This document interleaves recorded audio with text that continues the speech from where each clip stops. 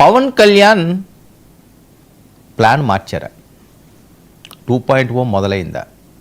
ఎందుకంటే పవన్ కళ్యాణ్ గారు గత 2-3 రోజుల నుంచి ఆయన వేస్తున్న అడుగులు అటవీ శాఖ మీద పూర్తి స్థాయిలో పట్టు బిగించారా? కొమరం పులిలా మన్యాన్ని పూర్తి స్థాయిలో తనదైన స్టైల్లో ఎక్కడ ఎటువంటి అవకతవకలు జరగకుండా, ఎటువంటి భూ ఆక్రమణలు జరగకుండా ఆయన డాగ కన్నుతో పరిశీలిస్తున్నారా? ఒకసారి చూడండి ఆ విజువల్స్. అవి అసలు పవన్ కళ్యాణ్ గారు మళ్ళీ పాత రోజులు వచ్చేసినాయా ఆ స్టైల్ అది చూసి ఫిదా అయిపోతున్నారు ఫ్యాన్స్. ఎందుకంటే వాళ్ళకి కావాల్సింది అదే. పవన్ కళ్యాణ్ గారు అలా ఉండాలి అంతే, ఒక రేంజ్లో. ఒక నవ్వు నవ్వినా, తను టక్ చేసినా, స్పెట్స్ పెట్టినా, సీరియస్గా ఏదైనా ఒక అంశం మీద అవగాహన చేసుకుంటున్నా, ఒకటి కాదు రెండు కాదు కదా, ఎన్ని స్టైల్స్, ఎన్ని స్టిల్స్. అక్కడ ఒక హీరో వెళ్తున్నట్టుగానే ఉన్నది, ఉప ముఖ్యమంత్రి అన్నట్టుగా చూడట్లేదు. ఆ గెటప్కి వచ్చాడు ఆయన. అంటే ఏం జరుగుతుంది? సో ఇలా ఊరుకుంటాడా, ఇక్కడితోటి ఆగుతారా అంటే అది కాదు. సాక్షాత్తు వైఎస్ఆర్సీపీ నెంబర్ 2గా పేర్కొనే పెద్దిరెడ్డినే ఢీకొంటున్నాడు ఈయన. ఎంత గొప్పవాడైనా సహించేది లేదంటున్నాడు.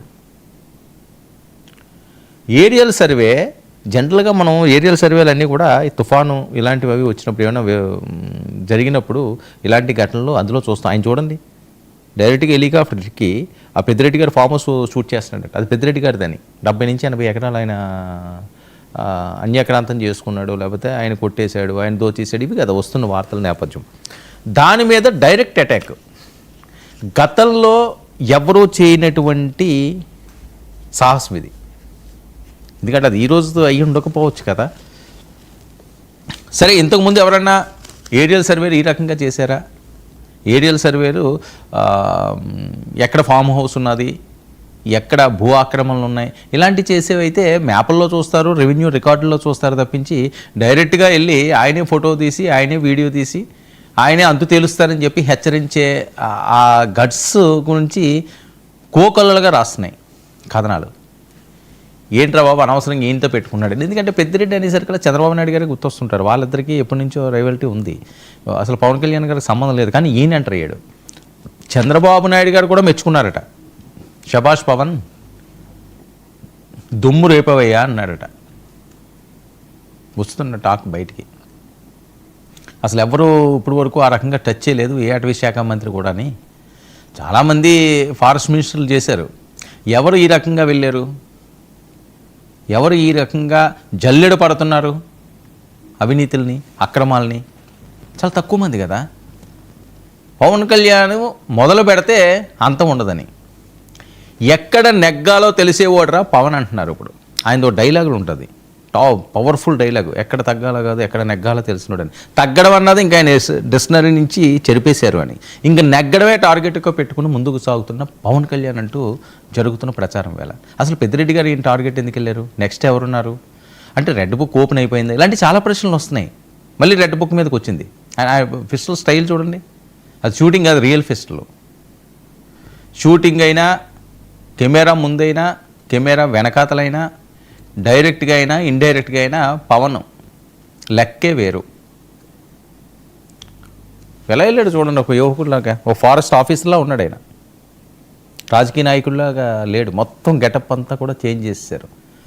విపరీతంగా వ్యూస్ వీటికి, ఈ గెటప్లకి. మీరు ట్విట్టర్ చూడండి, లేదా ఫేస్బుక్ చూడండి, వేరే చూడండి. ఆ ఫోటోలు ఎంత వైరల్ అవుతున్నాయంటే పిచ్చెక్కిపోతున్నారు. జనసైనికులు, పవన్ కళ్యాణ్ గారి అభిమానులు పిచ్చెక్కిపోతున్నారు. సరే, ఓకే, వాళ్ళ అభిమానం వాళ్ళది. కానీ ఈయన చేసిన అడుగులు, అది పెద్దిరెడ్డి గారు తప్పు చేశారు, ఇంకోళ్ళు చెప్పు చేశారే కదండి.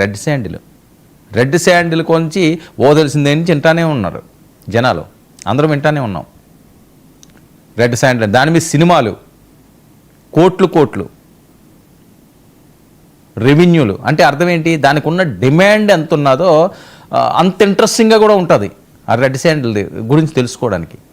పుష్ప ఏంటి? అదే కదా, ఎంత హిట్, చరిత్ర తిరగరాసేసే హిట్ కలెక్షన్లు. మరి ఎలాంటి వాళ్ళని ఉక్కుపాదం మోపి ఆ ప్రాంతానికి వెళ్ళి ఇంత డైరెక్ట్గా అటాక్ ఇచ్చి హెలికాప్టర్లో కూడా ఎక్కడెక్కడ ఏమేమి ఉన్నాయో ఏం తప్పులు జరిగినాయి అని సర్వే చేసే దమ్ము ఇంతకుముందు ఏ రాజకీయ నాయకుడన్నా ఉందా, ఇంతకుముందు చేశారా? ఇది కదా జరుగుతున్న ప్రచారం. సరే, దీన్ని రాజకీయ విమర్శలు చేయొచ్చు. మరొక విషయం, ఈ ఒకటే కాదు, మిగతా వాటిలన్నిటి మీద కూడా ఆయన దృష్టి పెట్టాల్సిన అవసరం ఉందని. ఒక ఫారెస్టే కాదు కదా, ఆయన వివిధ శాఖలు ఉన్న అన్నిటి మీద దృష్టి పెడతారు అని. ఇంకా ఆయన వెనక్కి తగ్గే పరిస్థితులు. మరోపక్క వాళ్ళ ఎమ్మెల్యేలు కానీ లేకపోతే వేరే మంత్రిత్వ శాఖలకు సంబంధించి కానీ ఏదన్నా తేడా జరిగితే ఫస్ట్ మాట్లాడేసేది ఈయన. అక్కడ ఏమవుతుందో, ఏం ఇబ్బంది అవుతుందో అని కూడా ఆయన చూసుకోవట్లేదని. అంటే ఏం జరుగుతుంది, ఏం ఆలోచిస్తున్నాడు ఆయన? వీటిలన్నిటికీ అసలు కారణం ఏంటి? ముఖ్యంగా రాయలసీమ మీద ఫోకస్ ఏంటి? చిత్తూరుని ఎంచుకోవడానికి కారణం ఏంటి? ఇలాంటివన్నీ కూడా ప్రశ్నలు వస్తున్నాయి. చాలావి కథనాలు వెలుగులోకి వస్తున్నాయి. చాలా కథనాలు, 1-2 కాదు, ఆటోమేటిక్ వస్తాయి.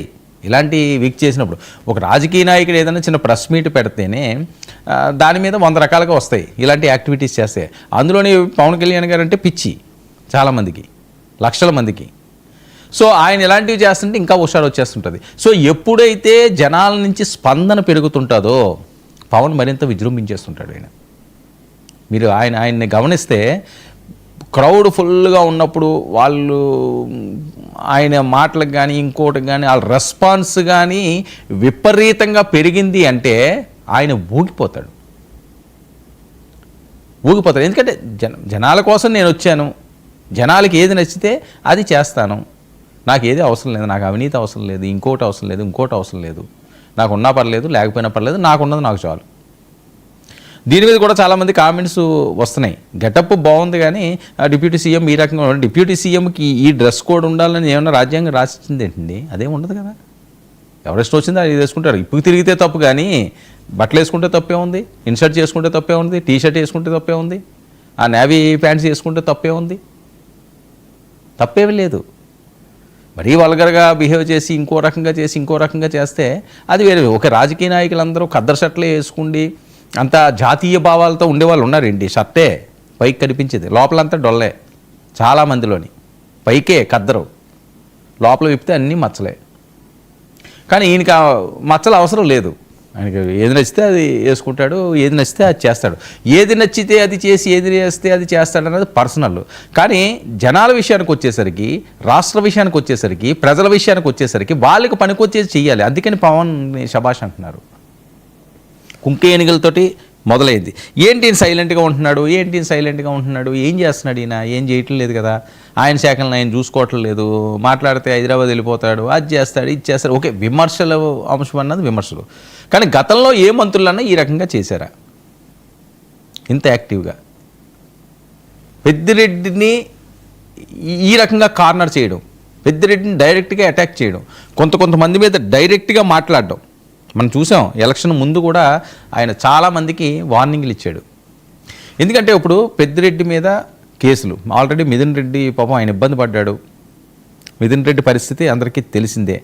ఇంకొకటి ఏంటంటే వైరల్ అవుతుంది 2019 ఎన్నికల్లో 2019 ఎన్నికల్లో ఓడిపోయినప్పుడు జనసేన ఓడిపోవడానికి, అసలు పవన్ కళ్యాణ్ 2 చోట్ల ఓడిపోవడానికి పెద్దిరెడ్డి మూలాలు ఉన్నాయని చెప్పి మరొక ప్రచారం జరుగుతుంది. అందుకని ఈయన ఇంత సీరియస్గా ఉన్నాడు.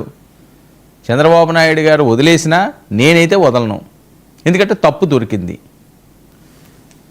బుక్ అయ్యాడు పెద్దిరెడ్డి అని చెప్పి ఈయన వార్నింగ్లు ఇస్తున్నారట.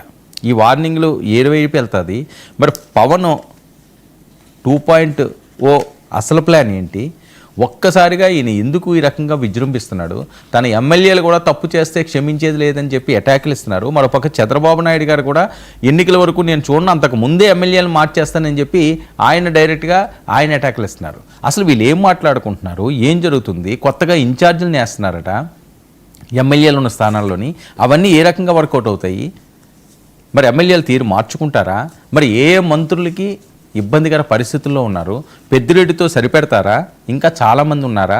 వాళ్ళవి ఏమున్నాయి వీళ్ళ దగ్గర? ఆధారాలు, పక్కా ఆధారాలు. ఓ పక్క సమ్మిట్లు జరుగుతున్నాయి, మరో పక్క పవన్ ఈ రకంగా on duty, full duty, on డ్యూటీకి వచ్చేసిన సేనాని అని చెప్పి పెద్ద ఎత్తున ప్రచారం జరుగుతున్న పరిస్థితి. చూద్దాం మరి ఏం జరుగుతుందో ఫ్యూచరు, మరి పవన్ కళ్యాణ్ ఈ ఆలోచనలు ఈ స్పీడ్ పెంచడానికి ఇన్సైడ్ కారణాలు ఏంటి అన్నది.